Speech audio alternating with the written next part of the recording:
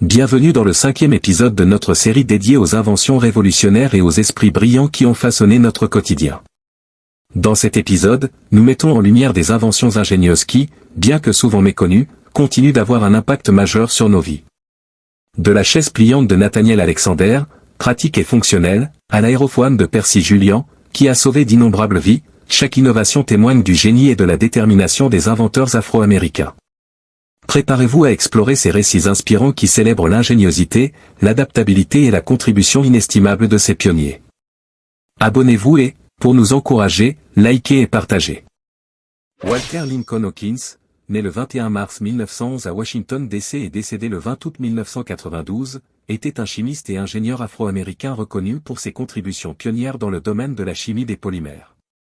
Il est particulièrement célèbre pour avoir développé, en collaboration avec Vincent Lanza, un revêtement plastique résistant aux intempéries pour les fils téléphoniques, révolutionnant ainsi les télécommunications. Avant les années 1950, les câbles téléphoniques étaient principalement isolés avec du plomb, un matériau coûteux, lourd et toxique. Cette isolation présentait des limitations, notamment une dégradation rapide sous l'effet des variations climatiques, ce qui réduisait la fiabilité des services téléphoniques, en particulier dans les zones exposées à des conditions météorologiques extrêmes. En 1956, au sein des laboratoires Bell, Hawkins et son collègue Vincent Lanza ont mis au point un revêtement polymère innovant capable de stabiliser le polyéthylène. Ce nouveau matériau offrait une protection durable contre les fluctuations de température et les intempéries, tout en étant plus léger et moins coûteux que le plomb. Cette avancée a permis une expansion significative des réseaux téléphoniques, rendant les services plus accessibles, notamment dans les zones rurales, et a contribué à l'élimination progressive de l'utilisation du plomb, bénéfique pour l'environnement.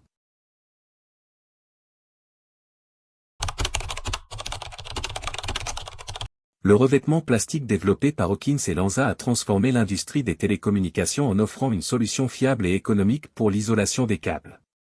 Cette innovation a non seulement facilité l'expansion des services téléphoniques à travers le monde, mais a également enrichi la compréhension scientifique du processus de stabilisation des polyoléfines. Aujourd'hui encore, les câbles en fibre optique bénéficient de ces avancées en matière de protection polymère.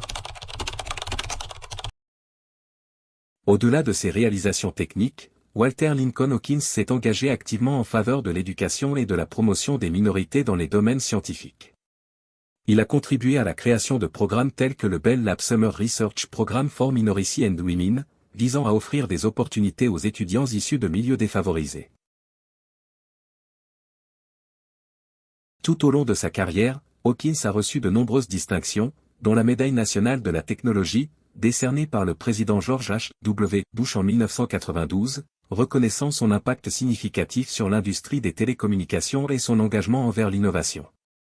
Il a également été intronisé au National Inventor Hall of Fame en 2010, honorant ses contributions durables à la science et à la technologie. Henry Thomas Sampson Jr. Né le 22 avril 1934 à Jackson, Mississippi, et décédé le 4 juin 2015 à Stockton, Californie, était un ingénieur et inventeur afro-américain reconnu pour ses contributions significatives dans le domaine de l'énergie nucléaire et des technologies spatiales. Parcours académique et professionnel.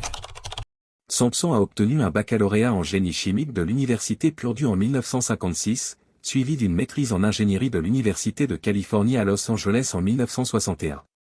Il a ensuite poursuivi des études en génie nucléaire à l'Université de l'Illinois à Urbana-Champaign, où il a obtenu une maîtrise en 1965 et est devenu, en 1967, le premier Afro-Américain à recevoir un doctorat en génie nucléaire aux États-Unis. Après ses études, Sampson a travaillé comme ingénieur chimiste de recherche au Naval Air Weapons Station Chinalec en Californie, se concentrant sur les propergols solides à haute énergie et les matériaux de liaison pour les moteurs de fusée. Invention de la cellule gamma électrique. Le 6 juillet 1971, Henry Sampson, en collaboration avec George H. Miley, a breveté la cellule gamma électrique, brevet américain numéro 3 591 860. Ce dispositif innovant convertit directement le rayonnement gamma en énergie électrique, offrant ainsi une source d'énergie auxiliaire potentielle à partir du blindage des réacteurs nucléaires.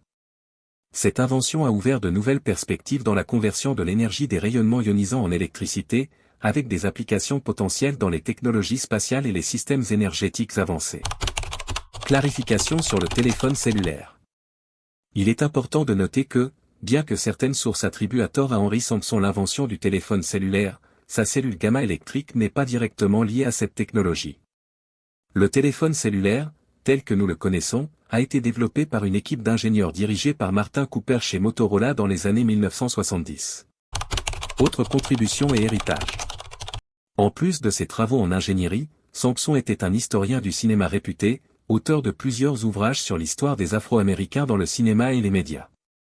Il a également produit des documentaires mettant en lumière les contributions des Afro-Américains à l'industrie du divertissement.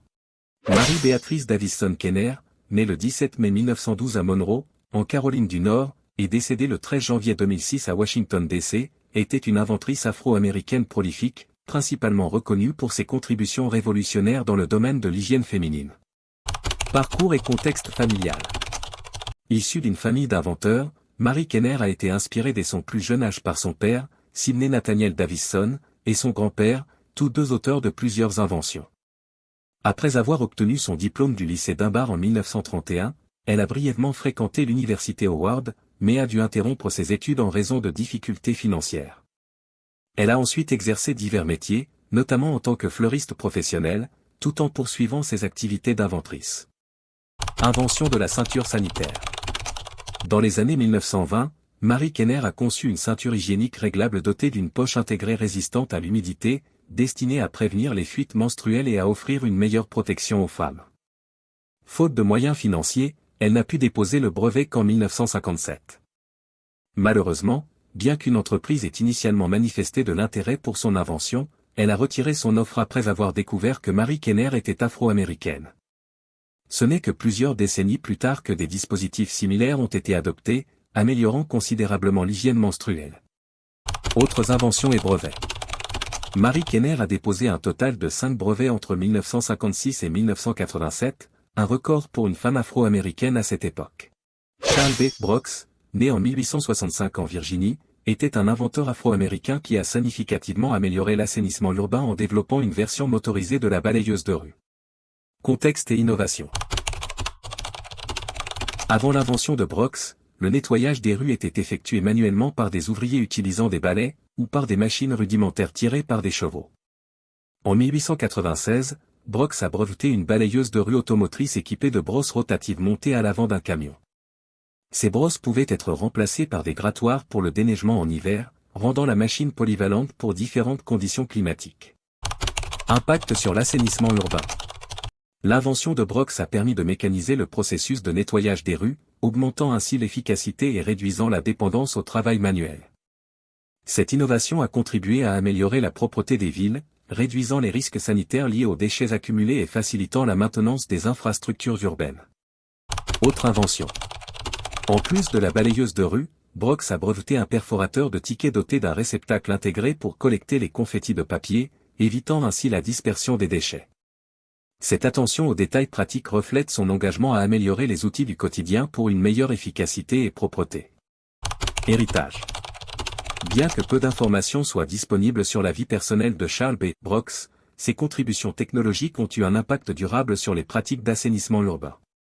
Son esprit d'innovation continue d'inspirer les efforts modernes en matière de développement d'équipements municipaux efficaces et polyvalents. Helen F. Eglin, née en 1849 à Washington D.C., était une inventrice afro-américaine qui a révolutionné les tâches ménagères en développant une essoreuse à linge mécanique. Contexte et invention. Travaillant comme employée de maison et commis de bureau, Eglin était confrontée au défi du lavage manuel des vêtements, une tâche ardue et chronophage.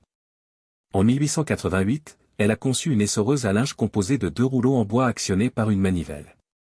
Après le lavage et le rinçage, les vêtements mouillés étaient passés entre ces rouleaux pour en extraire l'excès d'eau, réduisant ainsi le temps de séchage. Commercialisation et défis. Consciente des préjugés raciaux de son époque, Eglin a vendu son invention à un agent blanc pour la somme modique de $18, craignant que son identité de femme noire n'entrave la commercialisation du produit. Elle a exprimé sa réticence à être reconnue publiquement, déclarant « Vous savez, je suis noire, et si l'on savait qu'une femme noire a breveté l'invention, les dames blanches n'achèteraient pas l'essoreuse. » Impact et héritage. Bien qu'Eglin n'ait pas bénéficié financièrement de son invention, son essoreuse à linge est devenue un appareil ménager populaire, facilitant le processus de lessive pour de nombreuses personnes. Son innovation a jeté les bases des appareils de lessive modernes, illustrant l'ingéniosité et la résilience des inventrices afro-américaines face aux obstacles sociétaux. Hélène Aiglin est décédée en 1916 à Washington DC, laissant derrière elle un héritage d'innovation et de détermination. Percy Lavon-Julian, né le 11 avril 1899 à Montgomery, Alabama, et décédé le 19 avril 1975 à Waukegan, Illinois, était un chimiste et inventeur afro-américain dont les travaux ont eu un impact significatif dans divers domaines, notamment la médecine et la sécurité incendie. Contexte et invention de l'aérofoam. Pendant la Seconde Guerre mondiale, les incendies d'hydrocarbures, en particulier sur les navires transportant du carburant, représentaient une menace majeure pour les équipages. Percy Julian a développé une mousse ignifuge réfrigérée, connue sous le nom d'aérofoam, à partir de dérivés de protéines de soja. Cette mousse pouvait être projetée sur les incendies de carburant, formant une barrière qui étouffait les flammes et empêchait leur propagation. L'aérofoam a été largement adopté par l'armée américaine, sauvant de nombreuses vies en permettant une extinction plus rapide et efficace des incendies d'hydrocarbures. Autre contribution. Outre l'aérofoam, Percy Julian est également reconnu pour ses travaux pionniers dans la synthèse de médicaments tels que la physostigmine, utilisée pour traiter le glaucome, et la cortisone, employée dans le traitement de l'arthrite rhumatoïde. Ces recherches ont ouvert la voie à la production en masse de ces médicaments, les rendant plus accessibles au grand public. Les innovations de Percy Julian, notamment l'aérofoam, ont eu un impact durable sur la sécurité incendie et la médecine. Son travail a non seulement sauvé des vies pendant la guerre, mais a également contribué à des avancées médicales significatives. En tant que l'un des premiers Afro-Américains à obtenir un doctorat en chimie, il a surmonté de nombreux obstacles raciaux, laissant un héritage d'excellence scientifique et de résilience. Nathaniel Alexander, un inventeur afro-américain originaire de Lynchburg, Virginie, est entré dans l'histoire le 7 juillet 1911 en brevetant une chaise pliante innovante, conçue pour allier fonctionnalité et praticité. Contexte et innovation. À une époque où l'organisation d'événements nécessitait des solutions de siège temporaire, Alexander a conçu une chaise pliante unique, équipée d'un support intégré à l'arrière du siège. Ce support servait de repose-livre, permettant à la personne assise derrière d'y poser des livres, des notes ou des objets personnels. Impact et héritage. Bien que peu d'informations personnelles soient disponibles sur Nathaniel Alexander, son invention a eu un impact durable dans le domaine du mobilier pliant.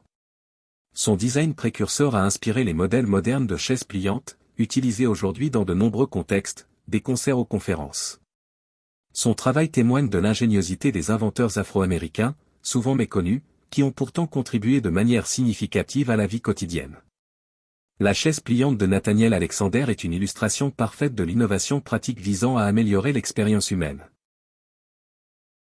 Merci d'avoir suivi ce 5e épisode consacré aux inventeurs et innovations qui ont marqué l'histoire. Ces récits témoignent de l'ingéniosité et de la résilience de ces pionniers, dont les contributions continuent d'impacter notre quotidien. Abonnez-vous, likez et partagez pour soutenir cette série et faire rayonner ces histoires inspirantes. Et à très vite pour une autre.